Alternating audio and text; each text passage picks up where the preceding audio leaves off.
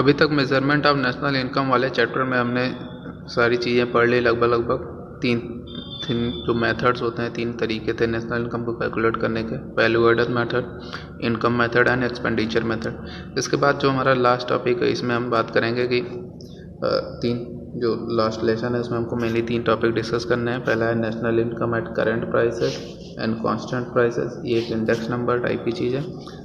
Second वही चीज़ है nominal and real GDP, नाम दोनों के से दोनों का मतलब एक ही होता है।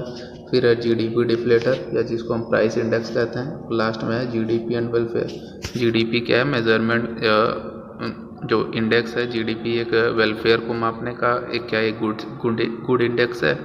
क्या हम जीडीपी को देख के, जीडीपी ग्रोथ को देख के ये कह सकते हैं कि इकनॉमी में जो लोगों का जो वेलफेयर बढ़ रहा है या लोगों को ज़्यादा सुख मिल रहा है, लोगों के वेलबींग में डेवलपमेंट हो रहा है या नहीं, उन सारी चीज़ों को हमको डिस्कस करना है। तो सबसे पहले बात करते हैं national income eight current prices and constant prices. तो इसके लिए एक एग्जांपल है, इसको एक एग्जांपल से समझने की कोशिश करते हैं। यहाँ पे कमोडिटी दी हुई है, वीट, क्लॉथ एंड मिल्क, तीन तरीके की कमोडिटीज। वीट मतलब गेहूँ दिया हुआ है, कपड़े दिए हुए हैं, और दूध का चीज़ दी हुई है। और इसका 2018-19 अगर हम इसको मान के चलें कि ये करेंट ईयर है या आज का साल है, जिस साल के लिए हमको नेशनल इनकम कैलकुलेट करना है। तो क्वान्टिटी प्रोड्यूस इन 2018-19 या 2018-19, इसको हमने Q1 से डिनोट किया। इसमें वीट जो है 1000 kg वीट का प्रोडक्शन हुआ, 500 के क्लॉथ का प्रोडक्शन हुआ, और 500 मीटर जो है वो क्लॉथ का प्रोडक्शन हुआ, एंड 250 लीटर के आसपास मिल्क का प्रोडक्शन हुआ। इस साल का प्रोडक्शन हुआ, इसको हमने Q1 डिनोट कर दिया। सेकंड है इस साल या 2018-19 की प्राइसेस, इसको हमने P1 कहा, ये करेंट ईयर प्राइस है। हम कहें कि वीट जो है वो 12 रुपये पर केजी के हिसाब से बिक रहा है आज के टाइम में, क्लॉथ 10 रुपये मीटर के हिसाब से, और मिल्क जो है वो 12 रुपये लीटर के हिसाब से। इसके साथ साथ हमने एक और प्राइस ली, उसको बेस ईयर की प्राइस बोली। बेस ईयर का मतलब हमने कोई पुराना ईयर ले लिया 2011-12 के आसपास का, और हमने देखा कि इन गुड्स की उस टाइम प्राइसेस कितनी थी। जो भी गुड्स हैं आज इनकी प्राइस भले 12 रुपये वीट की, लेकिन 2011-12 में इसकी प्राइस थी 7 रुपये पर केजी, और क्लॉथ की प्राइस थी 6 रुपये पर मीटर, और दूध के 8 रुपये पर लीटर। ये प्राइस थी 2011-12 में। अब यहाँ पर अगर हम नेशनल इनकम फाइंड कर रहे हैं और करंट प्राइस में फाइंड कर रहे हैं, इसका मतलब क्या हुआ कि हम Q1 इंटू P1 करेंगे, यानी कि क्वांटिटी, इस साल की क्वांटिटी और इसी साल की प्राइस, यानी कि करंट ईयर की प्राइस। तो इससे आएगा हमारा market value eight current prices. हमने सबकी मार्केट वैल्यू फाइंड कर ली और हमारा नेशनल इनकम आ गया 20,000 के आसपास। Q1 इंटू P1 कर दिया, Q1 ये है और P1 ये है। 12 इंटू 1000, 500 इंटू 10 एंड 250 इंटू 12, सबको प्लस किया हमने 20,000 के आसपास है। और जो दूसरा हमारा कांस्टेंट प्राइस, हमने जो बेस ईयर लिया इसको हम कांस्टेंट प्राइस भी बोलते हैं, यानी कि इसी प्राइस पे हम आज के टाइम भी हम इसको नेशनल इनकम कैलकुलेट करें। तो इससे होगा क्या कि प्राइस के चेंज का हमारे नेशनल इनकम पे कोई इफेक्ट नहीं पड़ेगा, बल्कि किसका पड़ेगा, जो कि प्राइसेस आज की प्राइस और कल की, अगर हमने आज के प्रोडक्ट्स को भी कल की प्राइस से मल्टीप्लाई किया और कल के प्रोडक्ट को भी कल की प्राइस से मल्टीप्लाई किया, तो प्राइस क्या होगी, चूँकि प्राइस कांस्टेंट रह जाएगी। उसी को लिखा गया कि चूँकि प्राइस कांस्टेंट हो जाएगी तो कोई चेंज होगा नेशनल इनकम में तो वो मेनली किसके कारण होगा, क्वांटिटी के कारण होगा। चूँकि प्राइसेस तो उस टाइम भी उसमें और आज में दोनों में सेम है, तो उस पर जब हम मल्टीप्लाई करते हैं, जब हम बेस ईयर की प्राइस से मल्टीप्लाई करते हैं, तो हमको नेशनल इनकम मिला 12,000 के आसपास। ये हो गया एग्जाम्पल में हमने समझा कि करंट ईयर की प्राइस क्या है, P1 है। कांस्टेंट ईयर की प्राइस क्या है, बेस ईयर की प्राइस क्या है, P0 है, उसको हमने P0 बोला। और हमने national income at current price, या इसको मार्केट वैल्यू करंट प्राइसेस के आधार पे हमारी 20,000 आई, और मार्केट वैल्यू जो है वो बेस ईयर पे या कांस्टेंट प्राइसेस पे 12,000 आई। इतने ही प्रोडक्शन की, ये एक एग्जाम्पल हो गया। अब बात कर, हमने इसमें 3-4 चीज़ें समझी। करंट प्राइस समझ लिया, कांस्टेंट प्राइस समझ ली, national income at current prices पे, और national income at constant prices पे। इसको आगे इसकी डेफिनेशन में बात करते हैं। तो national income at current price का मतलब क्या हुआ, it is the money value of final goods and services produce by normal residents of a country in a year, is measured at price of current year. Current year की prices पे इसको measure किया गया है। ये जो national income आई है इसमें प्राइस इंटू क्वांटिटी जो है, यानी कि प्राइस किसकी है, अभी के इस साल, जिस साल उस गुड्स का प्रोडक्शन हुआ है उसी साल की प्राइस है। तो इस नेशनल इनकम को हम बोलते हैं national income at current price. Second है national income at constant price. Constant price का मतलब क्या हो कि हम प्राइस जो है वो प्रोडक्शन इस साल का लेते हैं, क्वांटिटी जो प्रोड्यूस हुई है वो इस साल की लेंगे, लेकिन प्राइस किसी दूसरे साल की लेंगे या जो सरकार ने एक कांस्टेंट ईयर फिक्स कर रखा है कि इस ईयर से ही हम तुलना करेंगे, इस ईयर की प्राइसेस से ही तुलना करेंगे, उसको बोलते हैं national income at constant prices. It is the money value, दोनों में मनी वैल्यू क्योंकि सबको दोनों को हमने प्राइस से मल्टीप्लाई किया है। और फाइनल गुड्स एंड सर्विसेज चूँकि नेशनल इनकम है तो इसमें final goods and services he count की जाती हैं।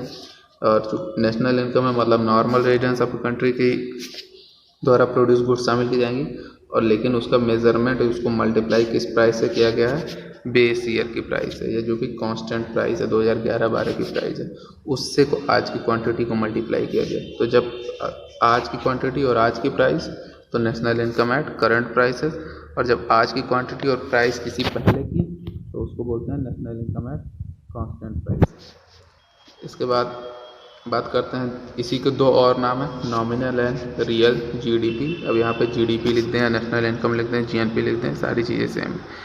तो नॉमिनल का मतलब क्या हुआ, नॉमिनल का मतलब वही हुआ कि जो national income at current price है या करंट प्राइस पे जीडीपी अगर हम फाइंड करते हैं तो उसको नॉमिनल जीडीपी कहते हैं। और रियल जीडीपी का मतलब क्या हुआ, जब हम बेस ईयर की प्राइसेस पे जीडीपी फाइंड करते हैं तो उसको रियल जीडीपी बोलते हैं। अब इसमें डिफरेंस क्या है वो समझने वाली बात है कि नॉमिनल और रियल में इसको रियल क्यों कहा जाता है, यानी कि हम कहते हैं कि मेज़रमेंट का यही एक तरीका हुआ क्या। अगर हम कहें कि 2011-12 में वीट का प्रोडक्शन 10 केजी था, 10 केजी, और उस टाइम प्राइसेस थी 10 रुपये पर केजी, तो उस टाइम की नेशनल इनकम कितनी हो गई, 10 × 10 100 रुपये, ये हो गई, ठीक है। लेकिन अगर हम बात करें कि 2011-12 से आके अब हम कहाँ पे आ गए, अब हम आ गए 2019-20 पे। 2019-20 पे इस साल वीट का प्रोडक्शन हमारे यहाँ 20 केजी हुआ, और प्राइसेस जो है, या हम कहें इस साल भी हमारे यहाँ वीट का प्रोडक्शन जो है वो 10 केजी हुआ, एग्जांपल के लिए समझने के लिए कहते हैं। 2011-12 में भी वीट का प्रोडक्शन 10 केजी ही हुआ था, और 2019-20 में भी वीट का प्रोडक्शन 10 केजी ही हुआ, लेकिन इस साल जो प्राइसेस हैं वो 20 रुपये पर केजी हो गई। प्रोडक्शन उस टाइम भी 10 केजी था, प्रोडक्शन इस टाइम भी 10 केजी था, मतलब कि जो भी गुड्स एंड सर्विसेज का फ्लो है वो 2011-12 में भी उतना ही था और 2019-20 में ही उतना है। लेकिन उस साल की प्राइसेस चूँकि 10 रुपये से हमने 100 हमारी नेशनल इनकम 100 आई थी, और इस साल प्राइसेस 20 हैं, तो इस टाइम नेशनल इनकम कितनी आएगी, 10 × 20 = 200। दोनों में डिफरेंस आ गया, प्रोडक्शन सेम है लेकिन नेशनल इनकम हमारी लग रही है कि 2 गुने बढ़ गई। तो ये क्या है, एक टाइप का इल्यूजन है।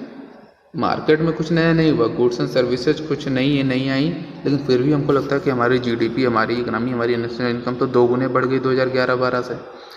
ये एक समस्या होती है। इस वजह से क्या करते हैं, इसको यहाँ पर जो 200 रुपये हमने फाइंड किए और वहाँ पर जो हमने फाइंड किया था 100 रुपये, वो दोनों किस पे थी, नॉमिनल जीडीपी थी या national income at current price पे थी, उसी साल की प्राइस से हमने मल्टीप्लाई किया था। तो इस वजह से हमको क्या लग रहा है कि 2011-12 से 2019-20 में देश की इकनॉमी 2 गुने बढ़ गई, 100 से 200 हो गई। लेकिन ये क्या है, एक प्रॉब्लम है, क्योंकि प्रोडक्शन तो कोई चेंज हुआ नहीं है। प्रोडक्शन क्या है, प्रोडक्शन तो उतना ही है। इस समस्या से बचने के लिए जो एक इल्यूजन से क्रिएट होता है, किस कारण से, केवल और केवल प्राइसेस का कारण से। प्राइस 10 रुपये से 20 रुपये हो गई, और हमको लग रहा है कि हमारी इकनॉमी में जो हमारी जो जीडीपी है, हमारी नेशनल इनकम है, वो 2 गुना बढ़ गई। तो उसको हमने क्या कहा, करंट प्राइसेस को हमने बोला नॉमिनल। लेकिन हमको रियलिटी में फाइंड करना है कि सच में क्या जीडीपी बढ़ी है, क्या हमारी जीडीपी का मतलब क्या, गुड्स एंड सर्विसेज का प्रोडक्शन। तो क्या सच में गुड्स एंड सर्विसेज का प्रोडक्शन बढ़ा है, या केवल इसलिए जीडीपी बढ़ी दिख रही है कि प्राइसेस बढ़ गई। तो उस लिए हम क्या करते हैं, रियल जीडीपी फाइंड करते हैं। अब रियल जीडीपी के लिए फाइंड क्या करते हैं, हमने बात की कि 2011-12 में प्रोडक्शन 10 केजी था और प्राइसेस भी 10 केजी थी, ठीक है। 2019-20 में प्रोडक्शन 10 केजी है और प्राइसेस 20 रुपये पर केजी हैं। अब हमको रियल जीडीपी फाइंड करना है। रियल जीडीपी में हम करेंगे क्या, क्वांटिटी तो आज की लेंगे लेकिन प्राइसेस जो है वो उसी साल की लेंगे, क्योंकि हमको कंपैरिजन फाइंड करना है कि क्या 2011-12 से 2019-20 में जीडीपी बढ़ी है। तो प्राइसेस, अब यही इसी को हम बोलते हैं कांस्टेंट प्राइस पे। प्राइस को हमने कांस्टेंट मान लिया कि हाँ 2011-12 में भी प्राइस कांस्टेंट थी और उसी प्राइस पे आज भी हम ले रहे हैं, तो अगर हम 2019-20 में 2011-12 की प्राइसेस से या कांस्टेंट प्राइसेस से नेशनल इनकम फाइंड करें तो 10 इंटू 10 हो जाएगा और जीडीपी हमारी 100 आ जाएगी। तो इसका मतलब क्या हुआ कि गुड्स एंड सर्विसेज का कोई प्रोडक्शन बढ़ा नहीं है, हमारी जीडीपी जो है वो कोई बढ़ी नहीं है। जो बढ़ी दिख रही थी किसमें, नॉमिनल में। वो क्यों दिख रही थी, क्योंकि उसकी प्राइसेस बढ़ गई है, मार्केट में इन्फ्लेशन आ गया, मार्केट में मुद्रास्फीति आ गई है, मुद्रास्फीति आ गई है। ये जो कॉन्सेप्ट है इसी को हम बोलते हैं नॉमिनल एंड रियल जीडीपी का कॉन्सेप्ट। नॉमिनल जीडीपी मतलब करंट प्राइसेस पे जीडीपी फाइंड करते हैं, और रियल जीडीपी यानी कि रियलिटी में हम फाइंड करते हैं कि हाँ क्या गुड्स एंड सर्विसेज का प्रोडक्शन बढ़ा है, क्या गुड्स एंड सर्विसेज का मार्केट में फ्लो बढ़ा है या नहीं बढ़ा है। तो उसको बोलते हैं नॉमिनल रियल जीडीपी। जिसको नॉमिनल कहते हैं इसको करंट प्राइसेस पे कहते हैं, और जिसको रियल कहते हैं उसको कांस्टेंट प्राइसेस पे कहते हैं। दोनों के फॉर्मूले हैं, real GDP is equal to nominal GDP divided by price index into 100। Price index का मतलब क्या है, प्राइस इंडेक्स कुछ नहीं होता है, इसको हम जीडीपी डिफ्लेटर भी डिफ्लेटर या प्राइस इंडेक्स फाइंड करने का फार्मूला क्या है, nominal GDP divided by real GDP into 100। Nominal GDP का मतलब क्या था हमारे यहाँ Q1 इंटू P1, और रियल जीडीपी का मतलब क्या था Q1 इंटू P0, दोनों हो गए मल्टीप्लाइड बाई 100। इससे हमको प्राइस इंडेक्स पता चलेगा, केवल प्राइसेस में क्या जो चेंजेस हुए हैं या प्राइसेस का एवरेज पता चलेगा, क्योंकि Q1 और Q1 यहाँ से कट गए, बचा क्या हमारे पास P1 divided by P0 into 100। P1 कितना है 20, P0 कितना है 10 इंटू 100, ये हो गया 200। जो हमारा जीडीपी डिफ्लेटर आ गया या प्राइस इंडेक्स जो आ गया वो 200 के आसपास आ गया। अब इस जीडीपी डिफ्लेटर या प्राइस इंडेक्स का यूज़ करके हम रियल जीडीपी, नॉमिनल जीडीपी से रियल जीडीपी फाइंड कर सकते हैं, और रियल जीडीपी से नॉमिनल जीडीपी फाइंड कर सकते हैं। इसे रियल जीडीपी का फॉर्मूला दिया हुआ nominal GDP divided by price index into 100। Nominal GDP कितना था हमारा 200, प्राइस इंडेक्स कितना आया 200 इंटू 100, ये कितना हो गया 100 रुपये। रियल जीडीपी हमारा 100 था, 10 इंटू 10। सेम ऐसे ही हम नॉमिनल जीडीपी फाइंड कर सकते हैं। अगर हमारे पास रियल जीडीपी है, रियल जीडीपी हमारे पास 100 है और प्राइस इंडेक्स 200 है, तो nominal GDP is equal to real GDP कितना है 100, प्राइस इंडेक्स मल्टीप्लाइड बाई, यहाँ पे real GDP multiplied by price index divided by 100। ये है हमारा नॉमिनल जीडीपी फाइंड करने का फार्मूला। तो रियल जीडीपी हमारा कितना है 100, प्राइस इंडेक्स कितना है 200 डिवाइडेड बाई 100। ये हमने डिवाइड 100 इस कट गया और ये बचा हमारे पास 200। ये हमारा नॉमिनल जीडीपी था। तो ये क्वेश्चंस आते हैं कि कुछ हमारे पास नॉमिनल जीडीपी दिया रहेगा, प्राइस इंडेक्स दिया रहेगा, और कहेगा कि रियल जीडीपी फाइंड करना है, या real GDP and price index दिए रहेंगे, या हमको रियल जीडीपी कोई एक जीडीपी दिया होगा, प्राइसेस दी होंगी, तो उससे हमको पहले प्राइस इंडेक्स फाइंड करना रहेगा, फिर रियल एंड नॉमिनल जीडीपी जो भी फाइंड करने को बोला जाएगा वो करना जाएगा। तो जो प्राइस इंडेक्स है इसको हम जीडीपी डिफ्लेटर भी कहते हैं। जीडीपी डिफ्लेटर का मतलब क्या है कि कितने वैल्यू से जीडीपी जो है वो डिफ्लेट कर रही है, कि वो जो भ्रम क्रिएट हो रहा है वो किस कारण से हो रहा है, प्राइसेस कारण से। और प्राइसेस अगर भ्रम सारा प्राइसेस का कारण से हो रहा है तो कितना जो है, कितने लेवल का वो जो एवरेज जो प्राइसेस में कितना डिफरेंस है, या प्राइसेस कितनी चेंज हुई हैं। तो प्राइसेस 10 से 20 हो गई, यानी कि 2 गुने बढ़ गई, 2 गुने हो गई प्राइसेस, यानी कि 100 से 200 हो गई। यही हमारा प्राइस इंडेक्स है 200, यानी कि जीडीपी डिफ्लेटर क्या है, प्राइसेस कितनी डिफ्लेट हुई 200 गुने डिफ्लेट हो गई, या 2 गुनी हो गई प्राइसेस। तो उसको हमने जीडीपी डिफ्लेटर या प्राइस इंडेक्स लिखा है। उसका फॉर्मूला भी यही है। अगर हमारे पास नॉमिनल जीडीपी है और रियल जीडीपी है तो हम जीडीपी डिफ्लेटर भी फाइंड कर सकते हैं।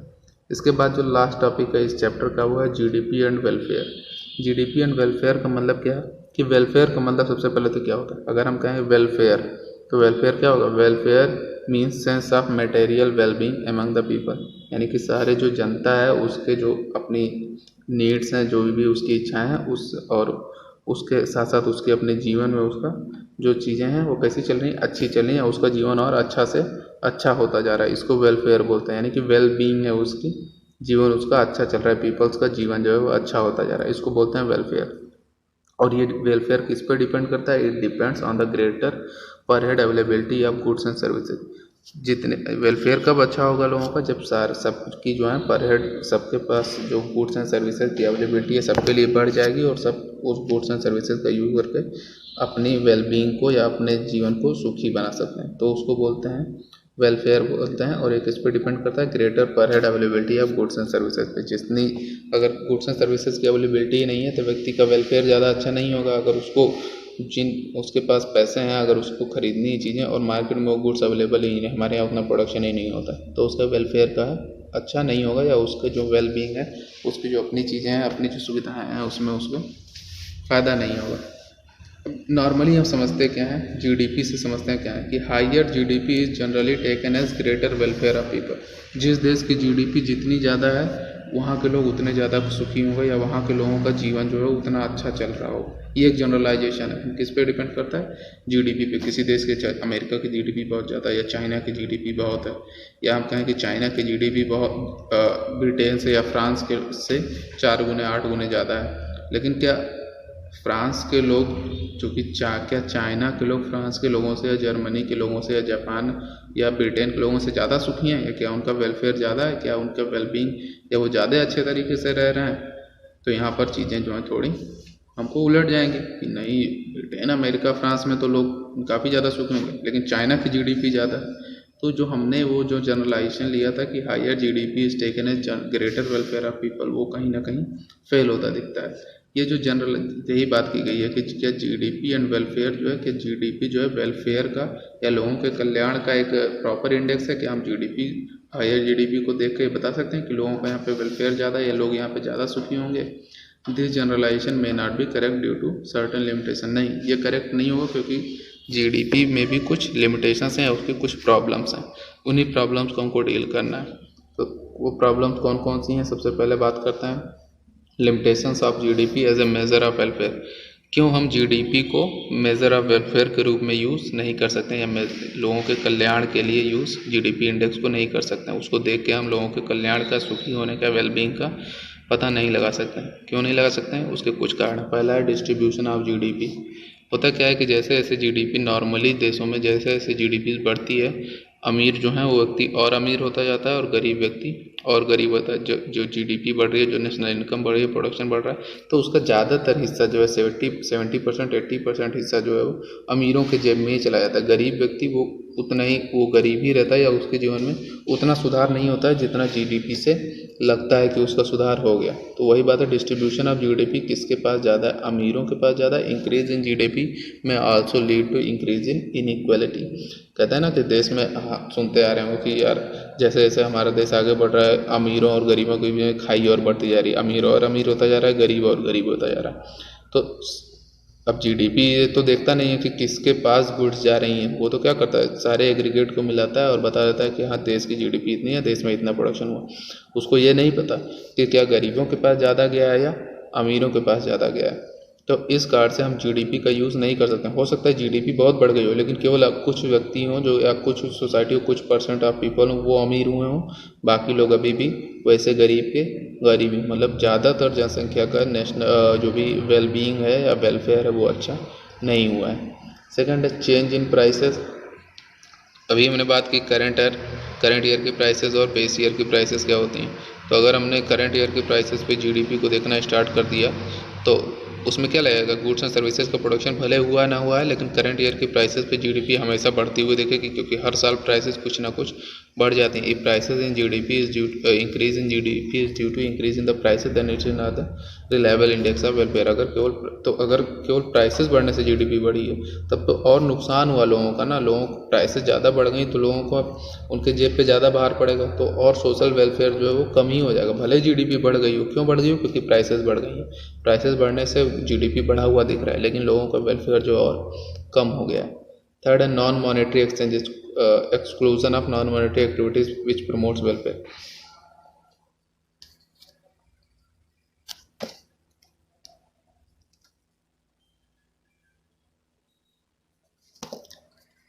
कुछ ऐसी एक्टिविटीज़ होती हैं, जैसे हमने बात की थी कि जो भी सेल्फ सर्विस कंजम्पशन के लिए सर्विसेज होती हैं, घर में काम करने के लिए लोग आपस में सेवाएं देते हैं, उनको बोलते हैं नॉन मॉनेटरी एक्टिविटीज़, क्योंकि उसका काम पैसे कमाना नहीं होता। तो जब जीडीपी कैलकुलेट होती है तो हमने बात की थी कि जो भी सेल्फ कंजम्पशन के लिए सर्विसेज उनको नेशनल इनकम में काउंट करना ही नहीं है, लेकिन लोगों के वेलफेयर के लिए उन एक्टिविटीज़ का बहुत योगदान होता है। घर में माँ काम कर रही है, कॉन्स्टेंटली काम कर रही है, लोगों के लिए खाने बना रही है, काम कर रही है, पिताजी गार्डनिंग कर रहे हैं या हम लोग खुद ही अपने घर में कुछ गार्डनिंग कर ले रहे हैं, घर को साफ सफाई कर ले रहे हैं, तो जो कि इन सारी एक्टिविटीज़ से कोई मॉनेटरी बेनिफिट नहीं हुआ, लेकिन इसलिए इनको तो नेशनल इनकम में शामिल किया नहीं गया। लेकिन ये क्या है, वेलफेयर का एक बहुत बड़ा अंग है, या इससे काफ़ी वेलफेयर प्रमोट होता है लोगों का। तो जब आपने इन सारी एक्टिविटीज़ को नेशनल इनकम में शामिल किया ही नहीं, तो आप कैसे पता लगा सकते हैं कि लोगों का वेलफेयर, जीडीपी जो है लोगों के वेलफेयर की बात करता है? क्योंकि जिन काम से ज़्यादा वेलफेयर प्रमोट होता है वो तो जीडीपी में शामिल है ही नहीं। तो यही कहा गया कि जो नॉन मॉनेटरी एक्सचेंज, ऐसी एक्टिविटी जो होती हैं जिसमें किसी पैसे का एक्सचेंज नहीं होता है, उसका एक्सक्लूज़न कर दिया जाता है नेशनल इनकम से। और वो जो एक्टिविटीज़ हैं वो नेशनल इनकम को, वेलफेयर को प्रमोट करती हैं और इस कार्ड से, लेकिन वो नेशनल इनकम में शामिल नहीं है। तो इस कार्ड से हम जीडीपी को या नेशनल इनकम को वेलफेयर का मेजर नहीं मान सकते हैं। फिर इसके बाद दो और हैं एक्सटर्नलिटीज़। एक्सटर्नलिटीज़ क्या होती हैं? एक्सटर्नलिटीज़ रिफर टू बेनिफिट और harm of an activity caused by a firm और individual for which they are not paid और पेनलाइज। जैसे हुआ क्या कि किसी फैक्ट्री ने आपके आसपास या कहीं पे कोई फैक्ट्री लगाई और उससे कुछ हानिकारक गैसेस निकल रही हैं या उससे कोई धुएँ निकल रहे हैं। तो फैक्ट्री में प्रोडक्शन वो हो रहा है, बेच वो रहा है, पैसा प्रॉफिट वो मालिक कमा रहा है, लेकिन चूंकि उस पॉल्यूशन के कारण से, वो जो एयर पॉल्यूशन हो रहा है उसके कारण से उस फैक्ट्री के आसपास जो लोग रह रहे हैं उनके लाइफ पर निगेटिव इम्पैक्ट जा रहा है। उनको हो सकता है किसी को सांस लेने में बीमारी हो जाए, किसी को हार्ट के डिसीजेज हो जाए, और फैक्ट्री का उससे कोई लेना देना है। फैक्ट्री क्या कहेगा, अगर आपको हार्ट की डिसीज़ हो गई या आपको हर दूसरे दिन हॉस्पिटल के चक्कर लगाने पड़ रहा है, आपका पैसा खर्च हो रहा है, तो ये जो एक्टिविटीज़ होती हैं, जो इम्पैक्ट होते हैं, इनको क्या बोलते हैं कि मतलब एक्टिविटीज़ कोई और व्यक्ति कर रहा है लेकिन उसका डायरेक्ट या इनडायरेक्ट इफेक्ट जो है किसी और व्यक्ति पे जा रहा है। अब वो इफेक्ट पॉजिटिव भी हो सकता है और वो इफेक्ट जो है वो नेगेटिव भी हो सकता है, और इन एक्सटर्नलिटीज़ को नेशनल इनकम में काउंट नहीं किया जाता। अगर उस फैक्ट्री ने कुछ प्रोडक्शन किया है और जीडीपी को बढ़ाया है गुड्स एंड सर्विसेज का फ्लो करके, तो उसने क्या किया, कई सारे लोगों का नुकसान भी किया, कुछ लोगों पर निगेटिवली इम्पैक्ट भी किया, जिसके वजह से उनकी वेलफेयर जो है वो कम हुआ है।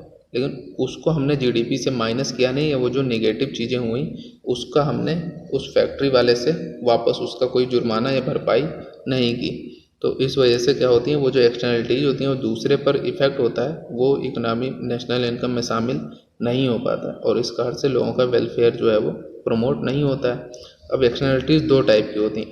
जैसे अगर हमने बात की कि ये तो एक तो जैसे पॉल्यूशन वाला हो गया, तो किसी ने पॉल्यूशन किया और उसका किसी दूसरे पर नेगेटिव इम्पैक्ट हुआ, तो उसको क्या बोलते हैं, नेगेटिव एक्सटर्नलिटीज़। यहाँ पर उल्टा लिख गया है, नेगेटिव को पॉजिटिव में लिख दिया, पॉजिटिव को नेगेटिव में। तो नेगेटिव एक्सटर्नलिटीज़ का मतलब क्या हुआ कि किसी व्यक्ति ने काम किया, किसी ने कोई प्रोडक्टिव वर्क किया, लेकिन उसके प्रोडक्टिव वर्क का किसी दूसरे व्यक्ति पर नेगेटिव इम्पैक्ट हुआ, जिसके बदले में ना उसको कोई जुर्माना मिला, ना उस पर कोई, एक तो ना जिस व्यक्ति के स्वास्थ्य पे प्रभाव पड़ा उसको कंपनी की तरफ से कोई फ़ायदा बेनिफिट मिला, कंपनी ने उसको कोई पैसा दिए, और ना ही चूँकि उसने लोगों के स्वास्थ्य के साथ खिलवाड़ किया है, ना ही सरकार ने का उस कंपनी पर कोई पेनल्टी लगी।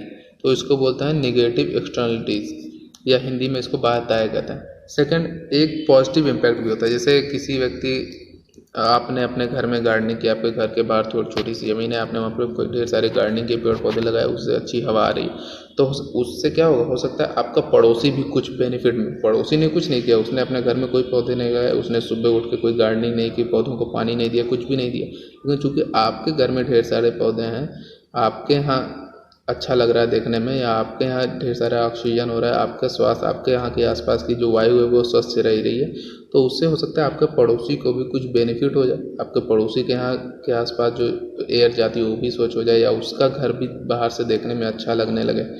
तो उसने कुछ नहीं किया, उसने कोई पैसे नहीं दिए, लेकिन फिर भी आपके द्वारा किए गए वर्क से उसको कुछ फ़ायदा हो रहा है, तो इसको बोलते हैं पॉजिटिव एक्सटर्नलिटीज़, यानी कि जो सकारात्मक बाधाएं बोल सकते हैं इसको। जैसे कोई पब्लिक पार्क बन गया, सरकार ने बनवा दिया, या कुछ लोगों ने आपस में मिलकर जो कोई ज़मीन पड़ी थी उसका सुंदरीकरण करवा दिया, वहाँ पे पेड़ पौधे लगा दिए घूमने फिरने के लिए। तो बहुत सारे ऐसे लोग होंगे कि आसपास से आते जाते होंगे और पार्क में एक दो राउंड घूम के चले जाते हैं। उन्होंने पार्क को बनाने में या उसको करने में उन्होंने कोई पैसे नहीं दिए, लेकिन फिर भी उनका कुछ ना कुछ फ़ायदा हो रहा है। तो ये जो एक्सटर्नलिटीज़ हैं, चाहे वो पॉजिटिव हो चाहे नेगेटिव, इन दोनों को इकोनॉमी में काउंट या नेशनल इनकम के कैलकुलेशन में काउंट नहीं किया जा सकता है। नेगेटिव है तो नेशनल इनकम और कम होनी चाहिए, और अगर पॉजिटिव है तो लोगों का वेलफेयर बढ़ा है तो नेशनल इनकम और ज़्यादा होनी चाहिए, लेकिन इन दोनों को नेशनल इनकम में शामिल किया ही नहीं जाता है। Such external effect do not form part of market transaction, चूँकि इनसे कोई मॉनेटरी ट्रांजेक्शन, कोई मार्केट में कोई ट्रांजेक्शन होता नहीं है, इनसे कोई नई गुड्स एंड सर्विसेज, वो सारी चीज़ें मार्केट में सप्लाई होती नहीं है, तो जिस वजह से इनको हम नेशनल इनकम के कैलकुलेशन में या जीडीपी के कैलकुलेशन में शामिल नहीं करते हैं। तो ये जो है हमारे वेलफेयर का एक बहुत बड़ा हिस्सा है। नेगेटिव एक्सटर्नलिटी से लोगों का वेलफेयर और लोगों की वेलबींग कम होती है, और पॉजिटिव एक्सटर्नलिटी से लोगों का वेलफेयर और उनकी वेलबींग बढ़ती है। लेकिन जब वेलफेयर, जो जिन चीज़ों से लोगों का वेलफेयर और वेलबींग बढ़ती है, उसको नेशनल इनकम में शामिल किया ही नहीं गया, जीडीपी में शामिल किया ही नहीं गया, तो हम कैसे कह सकते हैं कि जीडीपी जो है वो लोगों के वेलफेयर के बारे में बात करता है, या जीडीपी को देख के हम लोगों का वेलफेयर पता लगा सकते हैं। इसके बाद जो लास्ट टॉपिक है या लास्ट पॉइंट है वो है रेट ऑफ पॉपुलेशन ग्रोथ। ऐसा कभी कभार होता है कि मान लीजिए हमारी जीडीपी 10% के पर एनम के स्पीड से बढ़ रही है, या हमारी जीडीपी जो है पिछले साल 100 थी, इस साल 110 हो गई, 10 के हिसाब से जीडीपी बढ़ी, लेकिन उसके साथ साथ हमारी पॉपुलेशन भी बढ़ गई। पॉपुलेशन हो सकता है 20 के हिसाब से बढ़ गई, तो जीडीपी बढ़ के 100 से 110 हो गई, लेकिन पॉपुलेशन भी हमारी बढ़ के 100 से 120 हो गई, तो पर हेड जो अवेलेबिलिटी है गुड्स एंड सर्विसेज की वो तो और कम हो गई। लेकिन बाहर से देखने में हमको क्या लगेगा कि जीडीपी तो हमारी बढ़ी है भाई, जीडीपी बढ़ी है मतलब लोगों का वेलफेयर बढ़ा है, लेकिन यहाँ तो नेगेटिव हो गया, क्योंकि जीडीपी के में हमने पॉपुलेशन को कंसीडर किया ही नहीं। ऐसा तो कुछ किया नहीं हमने कि पॉपुलेशन को भी उसमें किया। If rate of population growth is higher than rate of GDP growth, यहाँ पर रेट ऑफ पॉपुलेशन ग्रोथ 20 है और रेट ऑफ जीडीपी ग्रोथ 10 है, यानी पॉपुलेशन की ग्रोथ जीडीपी की ग्रोथ से ज़्यादा है। तो इससे हुआ क्या, लोगों के जो पर हेड अवेलेबिलिटी है गुड्स एंड सर्विसेज की वो तो और कम हो गई, लोगों का वेलफेयर और कम हो गया। लेकिन चूंकि जीडीपी में ऐसा कहीं उसमें पॉपुलेशन को कहीं कंसीडर नहीं किया जाता है, इस कारण से बाहर से देखने पे हमको क्या लगेगा कि जीडीपी तुम्हारी बढ़ी है मतलब वेलफेयर बढ़ा होगा, अगर हम ये मान के चलें कि जीडीपी जो है वो वेलफेयर का इंडेक्स है।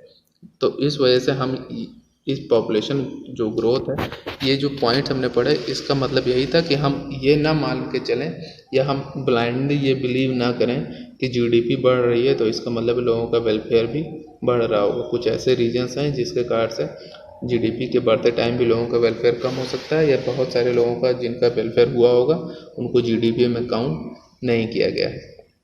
तो इन सारी चीज़ों से, एक्सटर्नलिटीज़ से और नेगेटिव जो इम्पैक्ट होते हैं पॉपुलेशन ग्रोथ के, इन सारी चीज़ों से बचने के लिए जीडीपी को वेलफेयर का जो अच्छा सूचक बनाने के लिए एक नया कॉन्सेप्ट आता है, उसको बोलते हैं ग्रीन जीडीपी। कुछ इकोनॉमिस्ट कहते हैं कि हमको जीडीपी या जीएनपी यूज छोड़ के हमको ग्रीन जीएनपी या ग्रीन जीडीपी का कॉन्सेप्ट लेना चाहिए।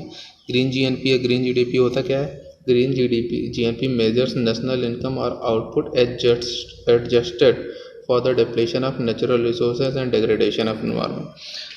आपने कुछ गुड्स का प्रोडक्शन किया है तो प्रोडक्शन कैसे किया होगा? प्रोडक्शन तो हो गया भाई, मार्केट में गुड्स एंड सर्विसेज का प्रोडक्शन हो गया, जीडीपी या जीएनपी बढ़ गई, लेकिन आपने उन गुड्स एंड सर्विसेज का प्रोडक्शन कैसे किया है? आपने कुछ जो हमारे रिसोर्सेज हैं उसको ख़त्म किया होगा, या हमारे इन्वायरमेंट को कुछ नुकसान पहुँचाया है।